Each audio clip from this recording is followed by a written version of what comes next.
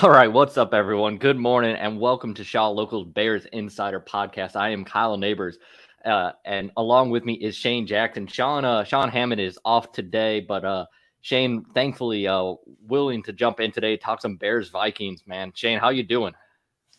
I'm doing really, really well. I had a really good week betting wise last week and the week before that. So it feels like trending in the right direction. So can't complain about that. I'm expecting a bad weekend here soon, though. Yeah. How about last night? I mean, it's been kind of a brutal watch for anyone who's been watching that Bears offense, but last night was a good reminder that the Bears are far from the only offense around the NFL struggling right now. Yeah, it's not like a league-wide issue, especially in the red zone. It feels like everybody is struggling within those confined spaces at the NFL level. But yeah, last night I had the under early in the week, wrote about it on shawlocal.com/bet. I got it at 43.5. The line moved in my favor. And I said, yeah, it's still good until you get to 40 because I thought I projected in the high 30s. Didn't even come close to touching that projection. It was pretty incredible. One of the more safer bets that I've ever made this football season. Dude, so like we come into this season, and I've been a pretty big proponent for Russell Wilson over the years, and I did not like the way that the Seattle offense was operating the last couple of years with Russell Wilson at the helm. I'm starting to wonder if I was just flat out wrong about that, though, because I I guess I'm having a hard time trying to figure out if it's Nathaniel Hackett or if I just overestimated Russell Wilson at this point of his career, at least. Yeah, it's a combination of both, right? But yeah, Russell Wilson for a few of the years there with the Seahawks, when he was at least in the MVP conversation, on a given year, he was somewhat underrated. But then he got overrated when people were like, "Oh, well, he's as good as Mahomes." You're like, "Okay, let's take a step back there." And as he's gotten older, it feels like he's lost maybe that mobility a little bit. And he's been a person who's thrived on, hey, let's get out of the pocket, let's throw a deep bomb and 50-50 ball to one of my good receivers. And when you don't have that mobility, it's a lot harder to do. So I do think Hackett is somewhat to blame as well. But I think there are issues that we saw with Russell Wilson starting within the last year. Oh yeah, I mean absolutely. It's a combination of things. God, it's kind of hard to watch right now. But anyway, so Gary Ross chiming in here asking about Sean. Yeah, Gary, if you missed that at the top, Sean is off today. He'll be back with us next week. Obviously I was out last week. Life sometimes inconvenient at inconvenient times, but we'll be back together next week. Today though, Shane, great, nice to have Shane jumping on here. We're gonna dive into some Bears Vikings stuff here, and Shane, just through 4 weeks, it's kind of interesting to see the way this is developing with Justin Fields, because I definitely feel like the pressure around Chicago is starting to ratchet up. You're out there in Vegas. The perception already was kind of low. Justin Fields nationally coming into this season. Are you noticing that trend really kind of accelerating at this point? Yeah, I do. I was on a podcast earlier in the week, and the first question I was asked was like, "Hey, do you think the Bears would give up on Justin Fields if they got a high draft pick?" And then you saw the Pro Football Focus mock draft earlier in the week recommend that the Bears would take Bryce Young at number 4 to replace Justin Fields. So I think that those are examples of maybe the national narrative is accelerating the conversation a little bit. And going into the year, that was the entire point of the year, right? We kind of had low expectations for this team, but it was about figuring out if Justin Fields was your guy. He was the guy that you could build around. And granted, they put him in a very tough situation entering the year, but they're not giving him any chances to figure that out on their own right now through 1 month. And it's still early, right? We still have 13 more games. Maybe there will be something more responsibility given his way down the stretch. But for right now, I don't even know if it's fair to really have an opinion on whether or not he's the guy, because he's not been given the opportunity to do so. Well, I don't know if he hasn't been given the opportunity to do so. I mean, it's a combination of things, I think, here. Mm-hmm. And I'm going to throw this up quickly from Rick, because it's Rick Gonzalez. Hub had doubts about Justin Fields last year. Get well, Hub. A couple of things there. Did talk with Arthur yesterday. Hub's doing well, making progress, everyone. So that's good to see. But yeah, it's funny because I throw this up here because Hub was one of the early people this offseason was talking about the fact that if Justin Fields really struggled this year, that you could see Ryan Poles and the Bears organization start looking towards the future. And a lot of people were like, Hub, you're way ahead of yourself. You're way ahead of yourself. And Hub wasn't trying to write off Justin Fields, but what he was saying that if things went south, like that was a real possibility. And now I do think that you're starting to see that realization from Bears fans of like, this is not progressing in the fashion that we expected it to with Justin Fields. Like, I think everyone expected the Bears to be pretty bad, but they expected to see some progression from Justin Fields. We haven't seen that through 4 weeks. And it's so hard to figure out right now because you look, obviously we know about the lack of talent at the skill position. I mean, we knew that going into the season, and it's been very apparent coming in. The offensive line, though, has been a struggle, particularly last week. The offensive line was terrible in that game against the Giants. So you have that, and then you have questions about play calling early, and then the rest of it, I mean, there are clearly some things that Justin Fields is not doing or doing incorrectly. I mean, very mechanical out there, missing throws. He's running into pressure. Just right now, everything just seems out of sync, Shane. Yeah, and to your point, maybe about Hub's projection in the offseason, I mean, that's the nature of the NFL is that, Cardinals kind of started it, right, with moving on from Josh Rosen to Kyler Murray really quickly. And it's because teams have decided that, and rightfully so, the best time to contend is when you have a good quarterback on a rookie contract and you can maximize the situation around him. I guess the way to opposite that is that Tua, right? Tua was not in the best situation for 2 years, and now year 3, it feels like we've seen his best play to start the season, obviously before he got injured, but he had an offensive-minded coach who's able to use motion and play action, and he has really talented playmakers around him that he's able to get the ball to. So I think that is the glass half full, the optimistic outlook for this situation is because the Bears are set up pretty well cap-wise going into next year, and maybe there's a chance that you can put a better situation around him and get an accurate read on what he's able to provide the team. Really quickly, want to get a word from our sponsor out of the way here, though. Marengo Guns, always buying, always paying top dollar for your guns, ammo, and military items. Come see the experts at Marengo Guns, open 9 a.m. to 7 p.m., 7 days a week. And thank you, everyone who's tuning in live right now to watch the Shaw Local Bears Insider podcast. If you're watching on YouTube, do us a favor, hit the like, the thumbs up button, and subscribe. It really helps people find the show. And Shane, for all the struggles with Justin Fields, as I was alluding to, the offensive line has been a problem for the Bears, and it's going to get worse. Cody Whitehair going on IR this week. It's, Sam Mustipher had actually played pretty well through the first 3 weeks. I don't think there's any way to get around it. He really struggled in week 4. They're going to need him to bounce back, but this offensive line is going to remain an issue going forward. Yes, it is. I think that was maybe when we talked about the national narrative about this team, I think that was the thing they kept pointing to, right? Is that like, hey, almost all the time you'd see clips of preseason of Justin Fields kind of running around, and they'd be like, this is what he's going to have to deal with throughout the year, right? This offensive line had low expectations going into the year, maybe one of the worst units in football going into the year. And we've seen kind of that come into fruition as of late. And that's the big concern, right? I think there's an argument that mobile quarterbacks can somewhat negate that a little bit, but I don't know. They might be in such a bad position that it just doesn't matter. And you do have to figure out who your 5 best are at some point, and hopefully sooner rather than later. But I'm not sure what, even as the best 5, can do a good enough job to be average, and that's saying a lot. Yeah, I mean, we're looking at it here. I mean, trying to figure it out. Matt Eberflus the other day was kind of saying, okay, this is our starting 5, which kind of surprised me because he's been cagey about it all along. I mean, you're looking obviously at Larry Borum and Braxton Jones at tackles. Inside, I'm expecting Sam Mustipher to stay there at center. I'm guessing we're going to see Lucas Patrick at left guard and Tevin Jenkins at right guard coming into this game. But let's see here. We got some questions coming. Renewable and rechargeable review. Carter getting reps at left guard. That's a tough one for me to answer. This is where I wish Sean was here because he's been out at Hollis Hall this week. The problem there, though, is even once we get into season, the beat reporters only see a limited amount of practice. So if Carter's getting reps right now, that's probably happening when it's not open to the media. I mean, you would think that they're going to look at the youngsters.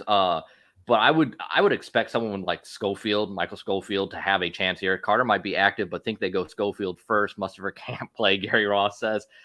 Gary, I mean, I expect Sam Mustafer to be playing there at center. I think it's more likely you're going to see Schofield, as you said, at left guard, Shane. But looking at this Vikings defense, I mean, where do you think the Vikings are at through 4 weeks? I think that's a key component here, right? Yeah, I mean, they're 3-1. I don't know if they're as good as the record would indicate. I don't know if it really matters in a weak NFC. I do think I'm glad we started with the defense side of the things because, it's crazy, right? But once you lose one of the best defense coaches in football, your defense took a step back. I think there was some issues that were being masked by Mike Zimmer last year and the last few years in particular. But now the Vikings rank 26th or 27th in yards per play allowed. They're giving up a lot on the ground and through the air. Like I wrote about this week, how I think this is really the best opportunity for the Bears offense to have their best performance of the season. It may not seem like it just based off the matchup, but I think there are reasons to believe that the Bears could have success on Sunday, whether that's through the ground or air, that remains to be seen, obviously. But I think the Vikings defense is very vulnerable. They're getting even more banged up. So it feels like this is the Bears' best chance to do something offensively this year. Yeah, this Vikings defense was really, really bad last year. It didn't improve a lot coming into this offseason. Obviously a big emphasis on trying to improve that offense with the talent that they have there. Mike Johnson asking the question, what's going on with Alex Leatherwood? Alex Leatherwood has been spotted at Hallis Hall this week. I don't believe he's practiced at all. He's still recovering from mono. Gary had followed up with, they signed Patrick to play center. He's not a guard. I understand, Gary. It's I think the issue right now trying to figure it out is I don't know how much confidence they have in Michael Schofield to plug him in at left guard and then move Patrick to the center. Right now, I think they feel like their best combination is Patrick at left guard and Sam Mustafer at center. I know you're saying you can't put Sam Mustafer out there, but like Sam Mustafer had actually played really well through 3 weeks. Now, a lot of that is negated by the fact that he was really bad in week 4 against the Giants, but really, I mean, the offensive line across the board was really bad against the Giants there. So, Rick Gonzalez, I don't know who is worse, Komet or Mustafer. Yeah, I mean, overall, right, guys? I mean, the Bears still need more production out of Darnell Mooney and Cole Komet. This should be the week we see it, though, Shane. Yeah, I completely agree. It's a small sample size, granted, but this whole team playing in London and playing right away and not having the bye is very rare, right? Only 5 teams in the history of the NFL have ever done it. In those 5 instances, the opposing team totals are 4-1 to the over. Like I think there's an argument that the Vikings might have some sort of jet lag. They had a brutal travel schedule, and they were already a defense that I think was vulnerable already. Like if the Bears don't show signs of life offensively this week, it feels like a major concern. I know we are already concerned to an extent, but this feels like the best week to do so. Oh, I mean, if the Bears come out and struggle in this game, I think you're going to see panic start to set in Chicago. Like right now, it's concern. People are grumbling a little bit. I think if the Bears fall to 2-3, and we're talking about a game where like they come out and they lose it like 23-14, where the offense really doesn't get going, which is the kind of a thing that a game flow that I'm expecting here. I think you're really going to start to see some concerns, but you look at it like you look back to that week 4 game and the Bears. The problem is like this is a game where the Bears should be able to push the Vikings because of their defense. But you could say a lot of the same things last week against that Giants defense, and the Giants pretty much said like you look at the way they operated their offense, like they didn't need to put the ball in the hands of Daniel Jones. They just ran the ball at the Bears, and if the Bears run defense can't get any better, can't improve. And they're going to have a tough task this week with Dalvin Cook and Alexander Madison coming, on the other side. Like, how can the Bears really make the improvements that they need to if the run defense is giving up 250 yards a game?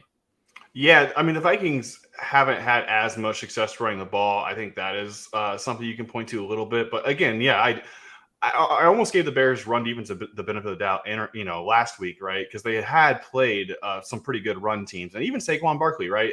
Obviously a really good running back. So it does feel like they've gotten the short end of the stick against rushing offenses so far to start the season.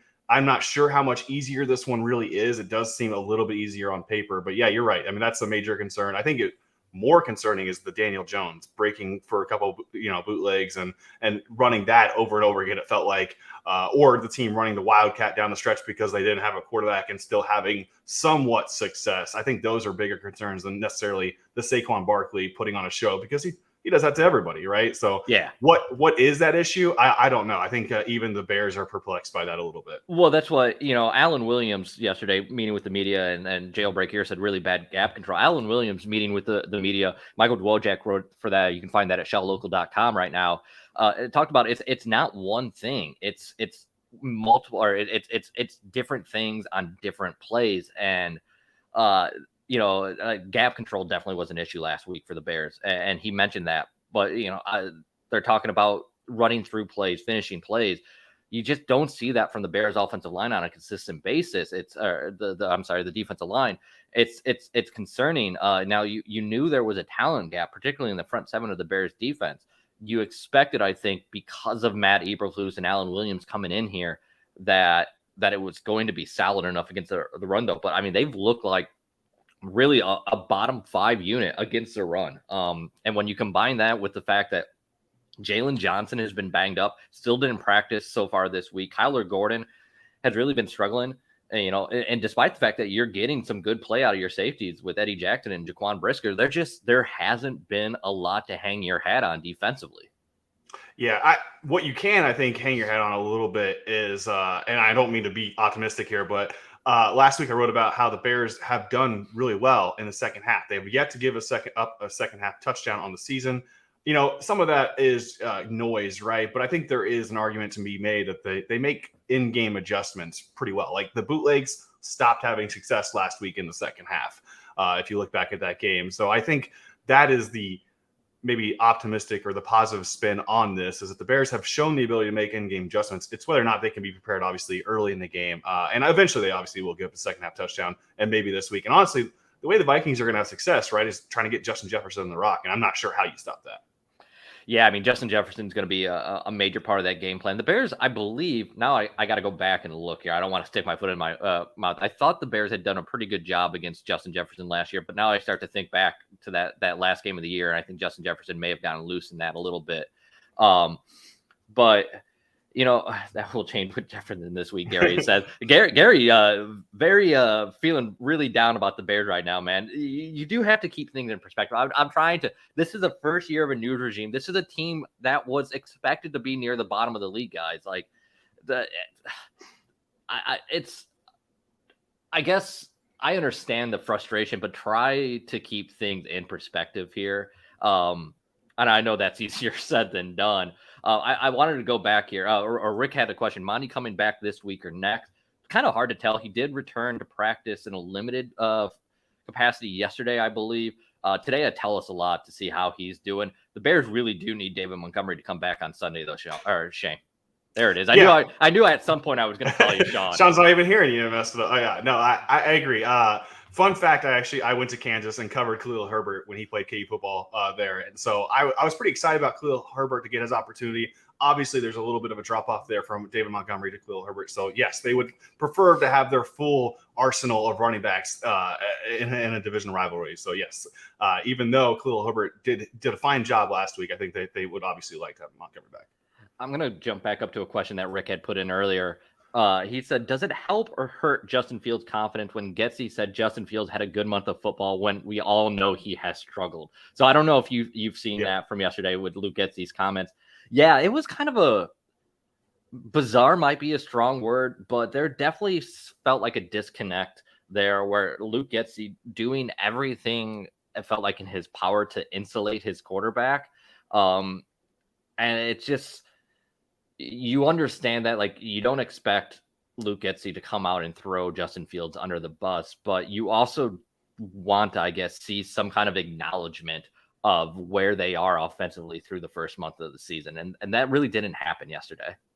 Yeah. I mean, there are so many other ways to answer those type of questions and basically say the same thing. Whereas, hey, yeah, Justin Fields has struggled, but he can show progress by doing this and this and this. And it was more like, yeah, the answers were more like, yeah, no, he hasn't struggled or whatever. Like, That seems bizarre, as you mentioned, because he ranks last in so many different categories in the NFL after 1 month. And so I do think, I don't know if it hurts Justin Fields' confidence, because I don't know how much he's paying attention to what Luke Getsy tells the media on a Thursday. But I do think that maybe if those are the same conversations that are happening behind closed doors, maybe that can, I don't know if it hurt your confidence, but make you question like some coaching conversations that you're having. So CJ chimes in here. Okay, then since we can't evaluate Fields or the offense, I'll go after the specialties of the two men in charge, offensive line. Why haven't polls scoured the practice squads of other teams for offensive linemen? Two things. I'll say you definitely can evaluate Justin Fields and Absolutely. The offense. And it hasn't been good.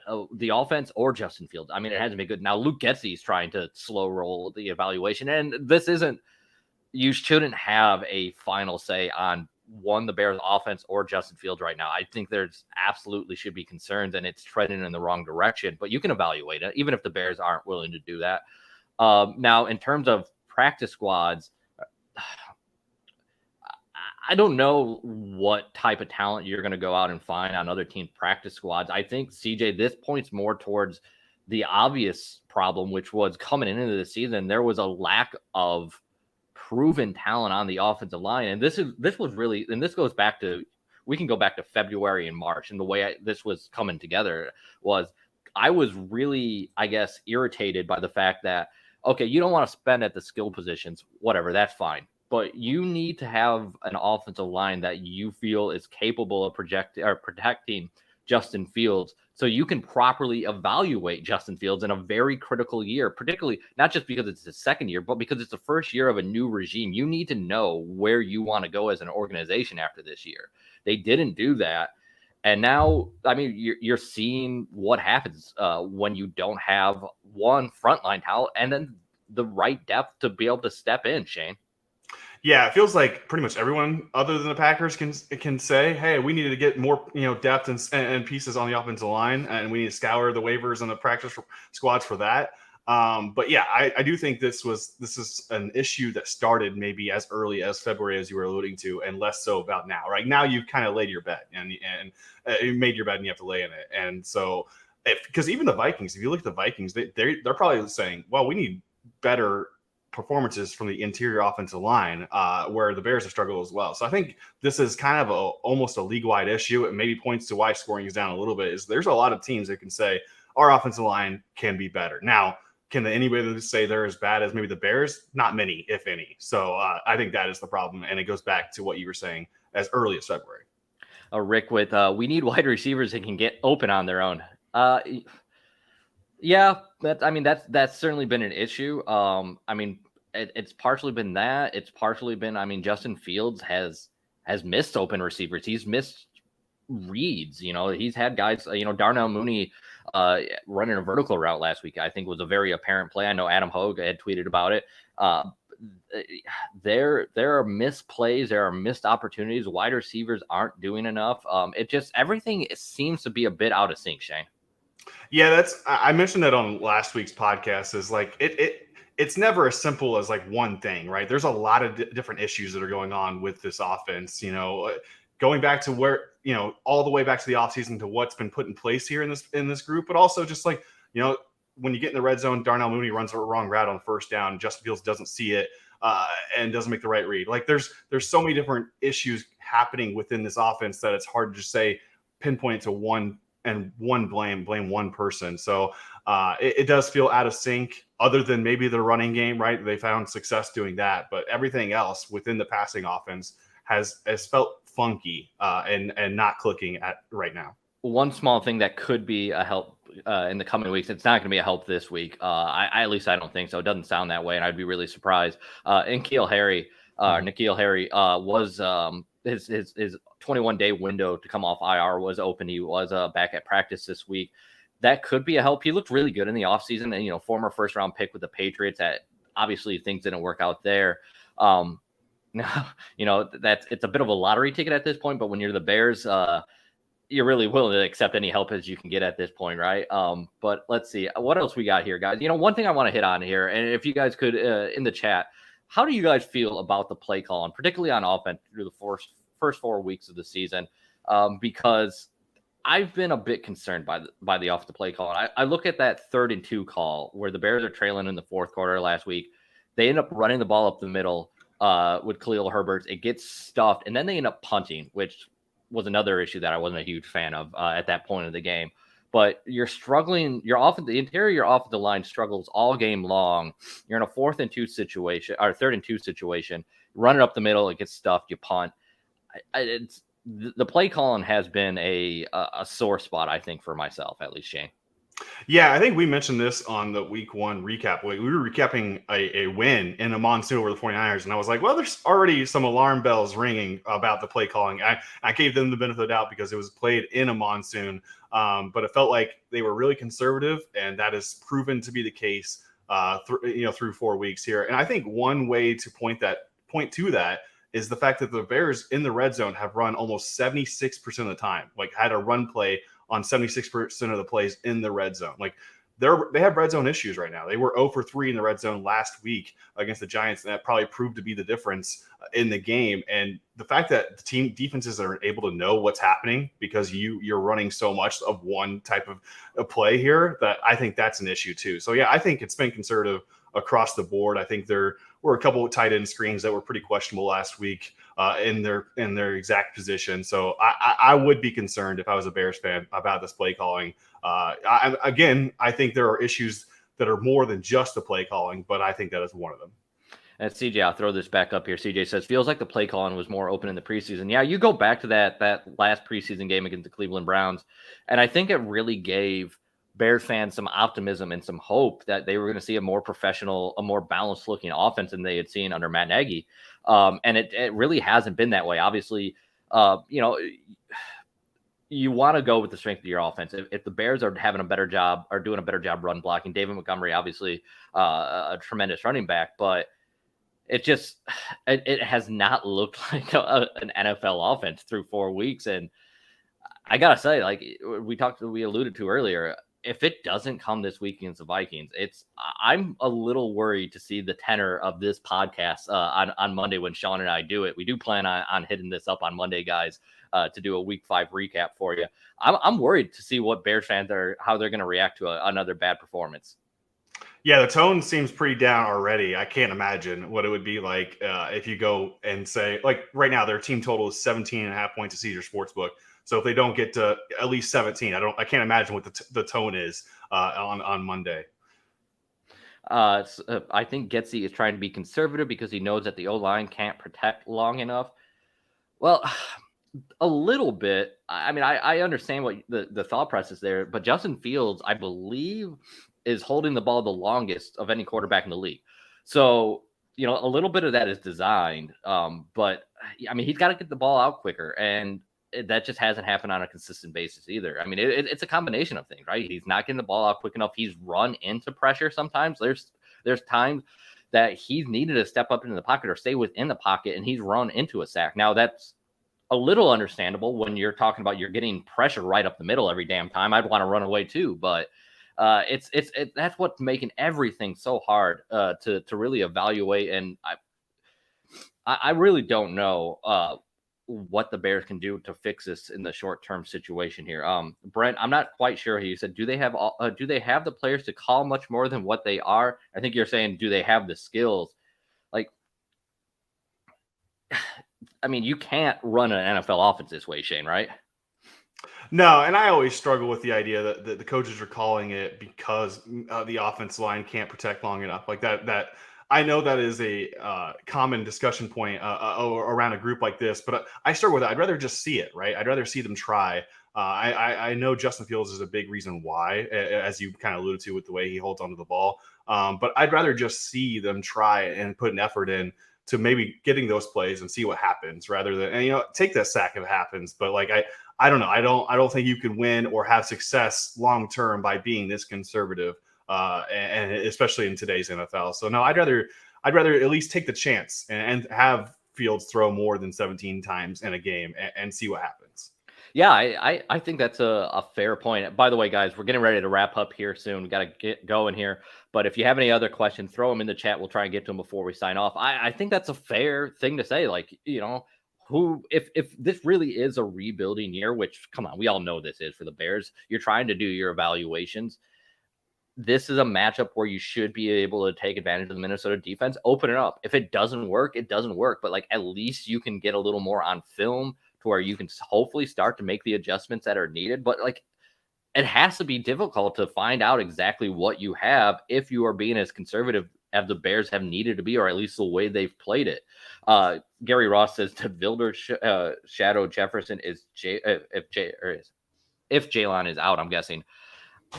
Do you really want Kindle Vildor shadowing Jalen Jefferson at this point, though? Like, I mean, Kindle Vildor been on the struggle bus a little bit, I'd say.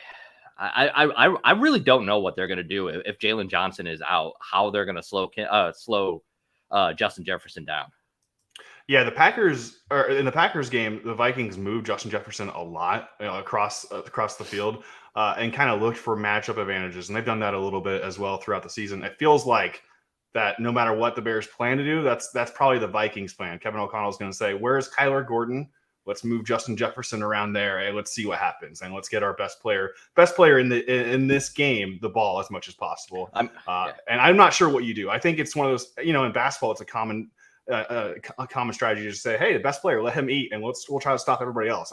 Maybe that is the strategy with Justin Jefferson. Well, so I said 23-14 earlier, and I start to think about it okay, how do they stop Justin Jefferson? All right, so if you really focus on taking Justin Jefferson away, and you need to do it because Jalen Johnson's out, so you have to put extra coverage out there. All that does is open things up for a run game and Dalvin Cook and Alexander Mattison. You still got to deal with Adam Thielen.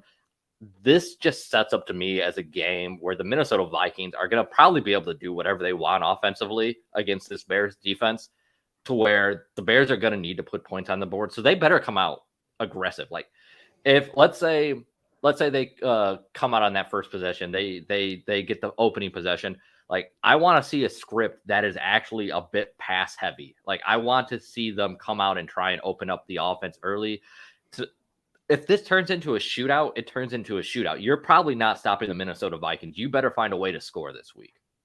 Yeah, and it should be noted that this is at 44. This is the highest total for a Bears game this season.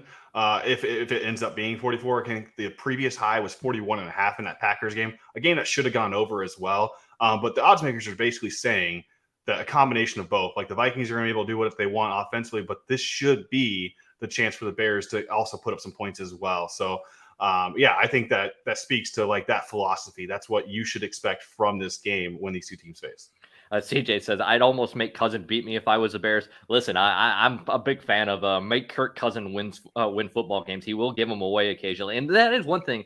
Over the last few years, I would say that the Vikings have been the better team than the Bears. But the Bears have played well against the Vikings in recent seasons. Now we got two new coaching staffs, two teams that are really moving in different directions at this point. But I do kind of have this weird feeling that the Bears keep this game close. I don't know, Shane. How about you? Do you think the Bears? I think it's at Caesar Sportsbook, which is the official sponsor of the Shout Local Bears Insider podcast, and Bet Chicago Sports. I believe it's up to 7.5. The Bears are an underdog here. Do you think the Bears cover that? Because I actually kind of think maybe they do now that I think about it a little bit more. Maybe a backdoor cover. Yeah, when it got to 7.5 officially, I put a bet on 7.5 the Bears to cover the spread. Now, full disclosure, my numbers say 7.2, so there's not as much value as there should be, but I think the situation sets up an opportunity for the Bears to stay within striking distance. I also think, I just use my projections as a baseline and then look at the matchup. And, when you talk about the London angle, I think that's a real thing. When you talk about the fact that the Vikings have won the last two games against both the Lions and Andy Dalton's led Saints by a combined 7 points, like the Vikings just play close games. This is what they do. It feels like a slightly too many points in a division rivalry. Bears obviously will have to do something offensively to make this game close, because I think the Vikings finish in that 23-27 range ultimately. So as long as the Bears score in that 17-20 range, I think you're talking about a chance to cover. And so I bet them to put at plus 7.5. I think that is the bet I would make for this game. And I feel pretty comfortable with that. Not completely confident, but I would take the 7.5. It's a very fair point you talking about that the Vikings like to keep games or make games close. They do. Like Minnesota Vikings make nothing easy. It's quite entertaining actually to watch their game because it's fun because their offense is pretty good, but it's also entertaining because they find ways to look silly sometimes. So a few more questions in here before we wrap it up. Stewart says, does Velas get significant playing time at wide receiver? Will it help the running game? I do expect Velas Jones to be more involved in the offense this week. One way I don't know if you're going to see a lot of targets for Velas Jones, but with David Montgomery, even if he plays this week, probably not 100% still. Velas Jones is such a special athlete, Shane, that I think that you're going to see him use. I guess I say a Deebo Samuel role, and I don't want that to sound like I'm saying he's Deebo Samuel, but I think that the Bears use him in a way where they try and get the ball in his hands in a variety of fashions, is what I'm saying. Yeah, I think that's the best way to do it. Like, you have to be creative with how you get in the ball. It should be noted, like, even if he does see a little bit more involvement, he's probably not going to see a whole lot, right? These rookie receivers don't just get thrown a lot of responsibility. I mean, last night, I wrote about Alec Pierce, right? And he has played fewer than 50% of the snaps for the Colts in every single game. And he's been pretty good for the Colts to start his rookie season. So this is generally what they do with the rookie receivers is they play them minimally, but it's about maximizing when he's on the field. Like, get him the ball in ways when he's on the field for, whatever it is, 30% of the snaps. Sorry, getting distracted here trying to look through a depth chart for a question that Gary said here. I'll throw this up now.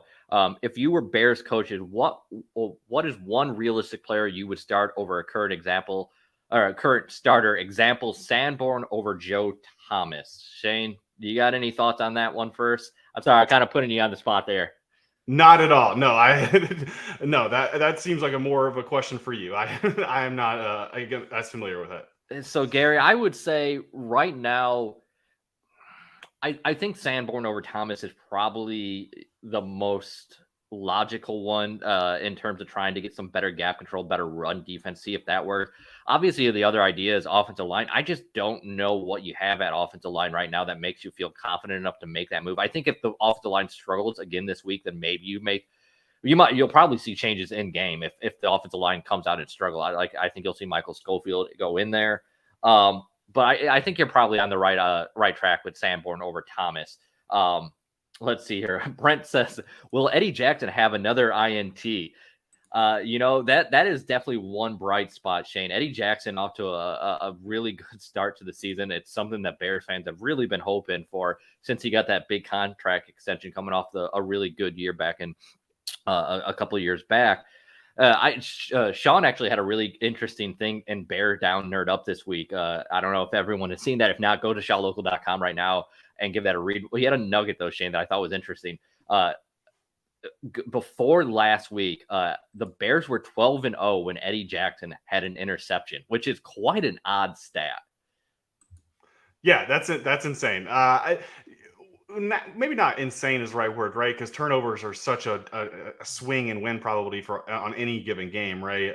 But I think what's more impressive about Eddie Jackson is that it's less about the interceptions and more just about his overall game, right? He's got the highest grade on the team. He's clearly been the best player for the Bears so far this season, and I think that comes in other ways, like he's stopping the run and he's doing his part on the defensive end. That is more than just, hey, what did I picked off a pass that's somewhat fluky and maybe not able to replicate on a week-to-week basis. Like, there are other parts of his game that are just as impressive. All right. Yeah, we got to get out of here, everyone. But we appreciate everyone who tuned in live this week to watch the show. You can always catch us on YouTube. Make sure you give a thumbs up and subscribe if you do. Really helps everyone find the show. We really do appreciate it. With that, though, we are going to get out of here. As I said, Sean will be back with us. He'll be in Minnesota for coverage. We'll be back with you on Monday, though. I want to say thank you once again to everyone who joined us. Thank you to Shane for jumping on, talking some Bears with us, man.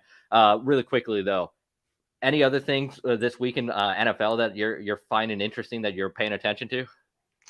Yeah, I mean, I've placed a few different bets, obviously, as I do, and so I'm on the Rams. I think this is a good opportunity for them to bounce back. They've tend to, when they step down in competition, I think they tend to prove that they're still one of the better teams. And when they step up in competition, they show their flaws. And I think the Cowboys are a step down this week. So I am taking the Rams to cover the spread. Of I think 4.5, it's now 5.5. I would still do that as well. And then I'm interested in the Dolphins as well. Like I bet the Dolphins. I think Tua to Teddy is a drop off, but how much of a drop off is it really? I would be interested. I think this spread could have been larger with Tua in the game. And so I'm willing to take kind of the discount on the Teddy led Dolphins against the Jets, who I think don't have a good matchup against the Dolphins because they will get blitzed a ton. And Zach Wilson, it struggles against pressure.